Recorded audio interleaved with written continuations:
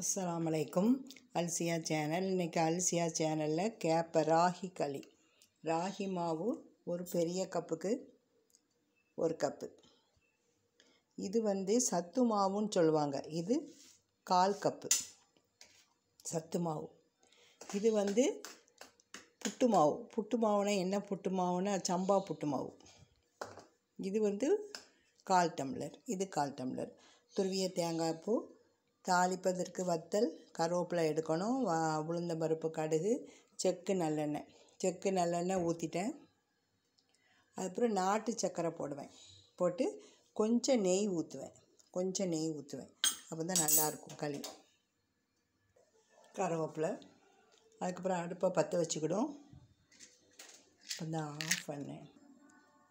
நல்லெண்ணெய் விட்டாச்சு.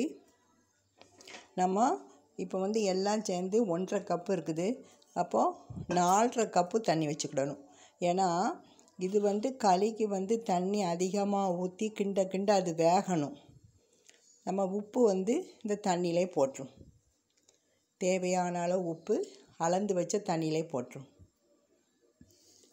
குழந்தைகளுக்கெல்லாம் நெய் அதிகமாக ஊற்றுங்க. நான் பெரியவங்களுக்கு செய்கிறனால நல்லெண்ணெய் விட்டுட்டேன். செக்கு நல்லெண்ணெய்.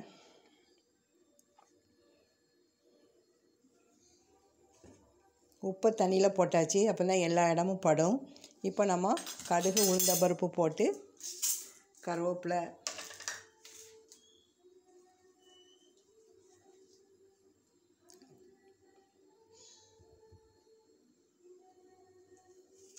வத்தல், கருவேப்பிலையை போட்டுரும்.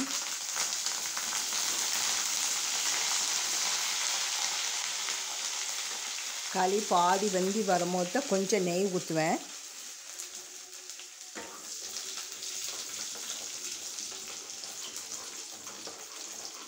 நம்ம இது வாரத்தில் ஒரு 2 நாள் இந்த களி சேர்த்துக்கிடணும். இந்த மாவு சத்து மாவு, கடைகளில் இருக்கும் சத்து மாவு. இதையும் சேர்த்து தான் கேப்ப மாவுங்குவாங்க, கூரவு மாவுங்குவாங்க. அந்த மாவையும் சேர்த்து தான் போடணும். இப்போ நம்ம தண்ணி அளந்து வச்ச தண்ணியை ஊற்றிட்டு முதல்ல புட்டு மாவை போடணும். ஏன்னா புட்டு மாவு கொஞ்சம் வேக டைம் எடுக்கும் தானே. இப்போ அளந்த தண்ணியை ஊற்றிடும்.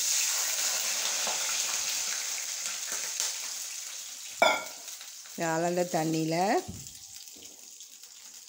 அரிசி மாவை போட்டேன். நான் எப்போது கம்பரிசி மாவோ கருத்து அரிசி புட்டு மாவு தான் போடுவேன். ஏன்னா அது சத்து தானே.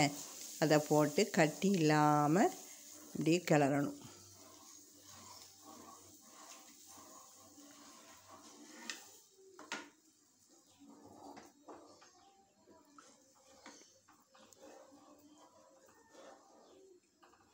நான் நாட்டு சக்கரை இருக்க பாருங்க, அதை போட்டுருவேன். நம்ம நாட்டு சக்கரை போடாமல் கிண்டியாச்சுன்னா நீங்கள் சுகராவது ஏதாவது ஒரு மீன் குழம்பு ஏதாவது வச்சு களிக்கு தொட்டு வச்சு சாப்பிட்டுக்கிடலாம். அதுவும் டேஸ்ட்டாக இருக்கும்.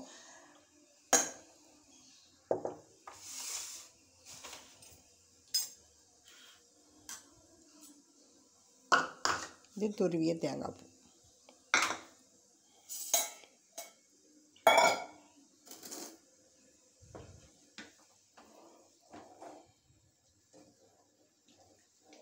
நிறைய பேர் லைக் பண்ணாமே தான் பார்க்குறீங்க. ப்ளீஸ் லைக் பண்ணிவிட்டு பாருங்கள்.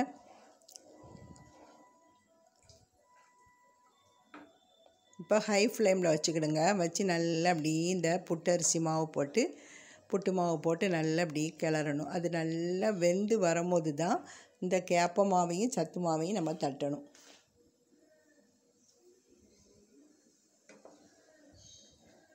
முதுகு வலிக்கெலாம் இது நல்லது.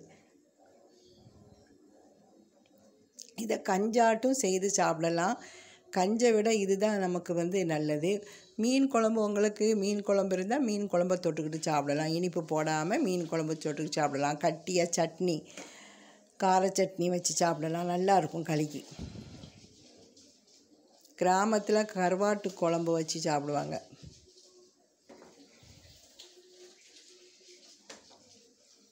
தண்ணி 1க்கு 3 மடங்கு வைங்க. 1 கப்பு மாவுனா 3 கப்பு தண்ணி வைங்க. ஏன்னா இதுக்கு தண்ணி நிறைய குடிக்கும். அப்போ தான் நின்று வெந்து வரும்.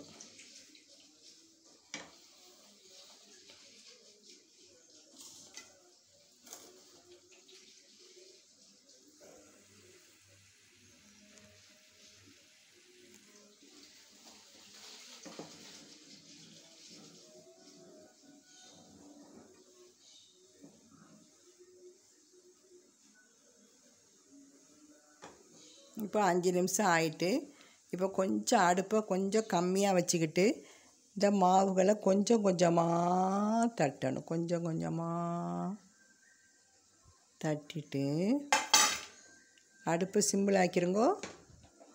வச்சு இப்படி கட்டி விழாமல் கிளறணும்.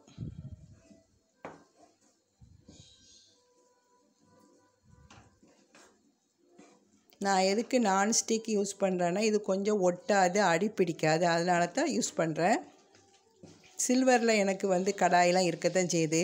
அது வந்து கரிஞ்சிருது சீக்கிரமாக, அதுக்கப்புறம் ஒட்டிடுது. நான்ஸ்டிக்னால் கொஞ்சம் ஒட்டாமல் கடைசி வர நல்லா இதாக வரும்.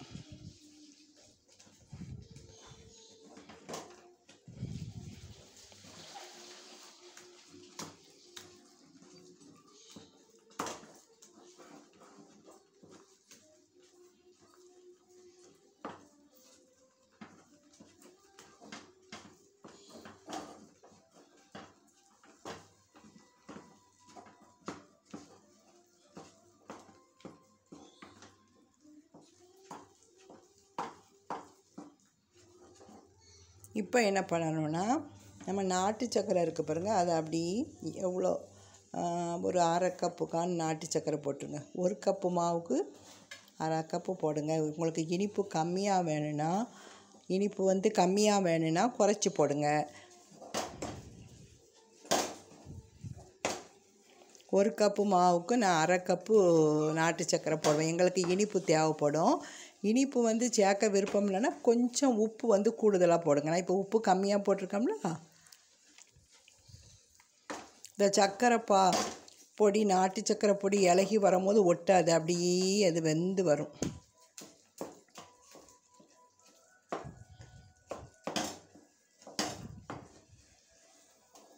அல்வா மாதிரி கிண்டணும். அல்வா மாதிரி நம்ம கிண்டணும். நல்லெண்ணெய் வந்து நிறைய தான் விடணும், அப்பதான் நல்லாயிருக்கும். இப்போ நெய் நான் 1 ஸ்பூன் நெய் விடுறேன். நீங்கள் அதிகமாகவும் நெய் விட்டு செய்யலாம். இது நல்லெண்ணெய் வந்து உடம்புக்கு நல்லதுனால நான் நெய் ரொம்ப ஊற்ற மாட்டேன். வாசனைக்கு தக்கப்படி மட்டும்தான் ஊற்றுவேன். பாருங்கள், ஒட்டாமல் அல்வா மாதிரி வருது பாருங்கள்.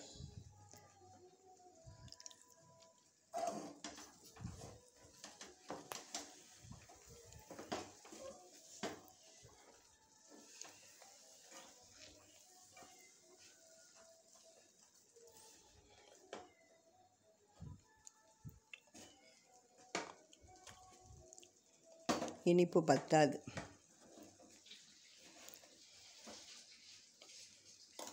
போட்டாச்சு.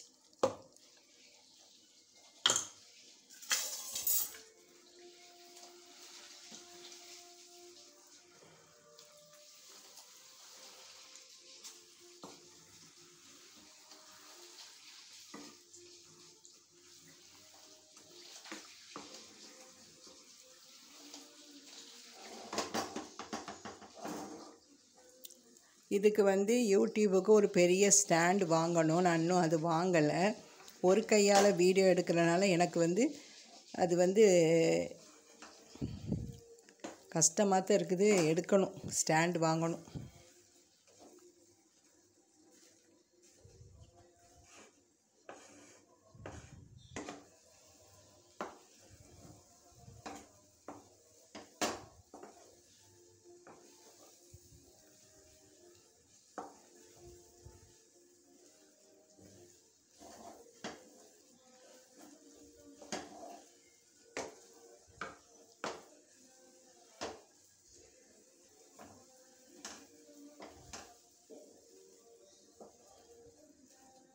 பார்த்தீங்களா, ஒட்டாமல் வருது. பார்த்தீங்களா எப்படி வருது?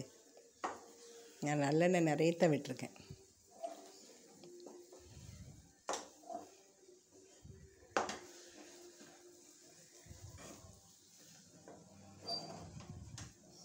தண்ணி நிறைய குடிக்கும். நீங்கள் 1 கப்பு மாவுக்கு 4 கப்பு கூட தண்ணி வைக்கலாம்.